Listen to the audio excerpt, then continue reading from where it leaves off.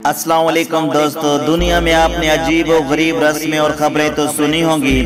कहीं रेप करके शादी तो कहीं घर के सारे भाई एक ही औरत से शादी करते हैं। लेकिन आज की इस वीडियो में हम आपको कुछ ऐसा बताएंगे जिसको आप लोग सुनकर हैरान रह जाएंगे।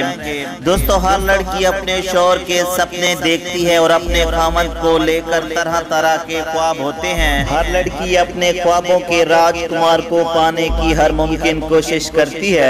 लेकिन आज की इस वीडियो में हम आपको ऐसे मुल्क के बारे में बताएंगे जहां लड़कियां अपने बाप से शादी करने के सपने देखती हैं। दोस्तों, बांग्लादेश में रहने वाले कबीला जिससे मकामी जुबान में मंडी कहा जाता है, इस कौम में लड़की की शादी उसके सौतेले बाप से की जाती है। दोस्तों, ये बात सुनने में इतनी बुरी लग रही है तो सोचें कि करने में कितनी बुरी होगी। दोस्तों, ये बात सुनकर आप हैरान हो गए होंगे, लेकिन बांग्लादेश में शादी की ये अजीब और गरीब रस्म आज भी निभाई जाती है। बांग्लादेश की मंडी कौम की लड़कियां बचपन से ही अपने बाप से शादी करने के ख्वाब देखती हैं, क्योंकि इस कौम में बाप से शादी करने की रस्म बहुत पुरानी है। दोस्तों, आप लोगों को बताते चलें कि मंडी कौम में एक ही माँ बेटी की एक ही खामद से शादी की रस्म कैसे शुरू हुई।